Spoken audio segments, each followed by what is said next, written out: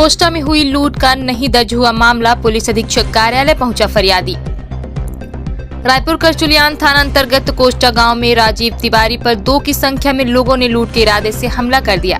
राजीव तिवारी ने बताया कि जब वह अपने घर जा रहे थे तभी रास्ते में कोस्टा के कोरी समाज के 2-3 लोगों ने उसकी गाड़ी रोकने का इशारा किया। जैसे ही गाड़ी रोक दी, वह कांच खोलकर पूछना चाहा कि क्या बात है। कांच खोलते ही आरोपी राममणि कोरी व खजुहा कोरी के द्वारा झपटा मारकर उनके गले से सोने की चैन तोड़ लिया और कॉलर पकड़कर गाड़ी से उतारने का प्रयास करने लगे। तभी मौका पाकर वह गाड़ी स्टार्ट कर भाग गए। घटना की जानकारी 100 डायल को मिली, जिसने घटना स्थल का निरीक्षण किया। फरियादी को थाने ले गई। शिकायत के बाद आरोपी डंडा, हॉकी, तलवार लेकर फरियादी के घर पहुंचे गाली गलौज करने लगे। मामले की शिकायत दर्ज नहीं होने पर फरियादी पुलिस अधीक्षक कार्यालय पहुंचकर शिकायत दर्ज कराई है। मेरा नाम राजीव कुमार तिवारी है। मैं 27 तारीख की रात को लगभग 8:30 से 8:45 बजे के बीच का समय था। मैं अपने घर जा रहा था। कोस्टा में मेरा घर है। तो रास्ते में राममणि कोरी और खजुहा कोरी और 3 अन्य लोग खड़े थे। तो राममणि कोरी ने हाथ देकर मेरी गाड़ी रुकवाई। मैंने जैसे ही गाड़ी रोकी और गाड़ी रोक के कांच खोला उससे पूछने के लिए, क्योंकि मेरे गांव का आदमी है, मैं उसको जानता था। तो मैं कांच खोला उससे पूछने के लिए कि क्या बात है, काहे के लिए रुकवाए। तो मेरे कांच खोलने के तत्काल बाद ही उसने झपटा मार के मेरी चैन तोड़ ली। चैन तोड़ के भाग गया। उसके बाद मैं तुरंत 100 नंबर को फ़ोन किया, डायल 100 को कॉल किया। डायल 100 आई, डायल 100 से बातचीत हुई और डायल 100 हमको लेके थाने गई। और थाने में हमने लिखित में आवेदन दिया। हमारा बयान लिया गया। बाकायदे बीट प्रभारी आए थाने में, बयान लिए। बीट प्रभारी को मैं आरोपियों के घर तक पहुंचाया। आरोपी घर में मौजूद थे, लेकिन बीट प्रभारी महोदय का ये कहना था कि आरोपी नशे में है, अभी इनको कुछ नहीं किया जा सकता, सवेरे देखेंगे।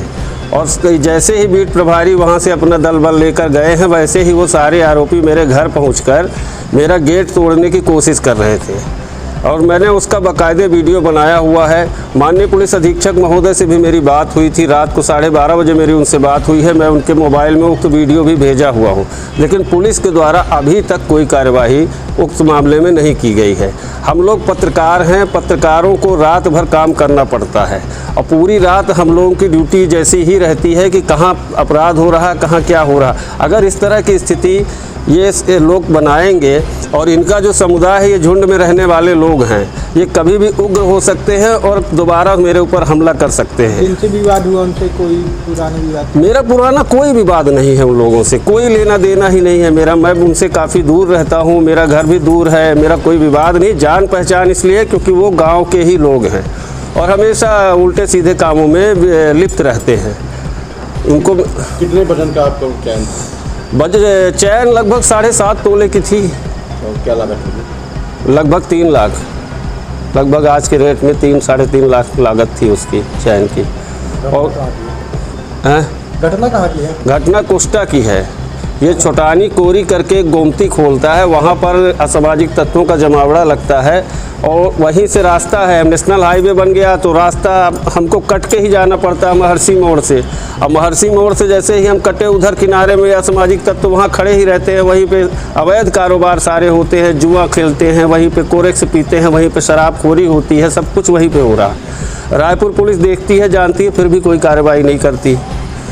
हमने कई बार सूचित भी किया है, लेकिन कोई नतीजा कोई नहीं रहा, सिफर ही रहा नतीजा। और अब वर्तमान में ये स्थिति है कि पुलिस कोई कार्यवाही नहीं कर रही है और अपराधी लोग दबाव बनाने का प्रयास कर रहे हैं।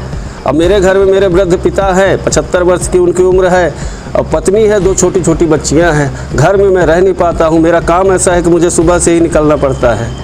अब मुझे डर ये बना है कि कहीं ये लोग हमलावर न हो जाए, किसी भी टाइम हमलावर हो सकते हैं और पुलिस कोई कार्रवाई कर ही नहीं रही है।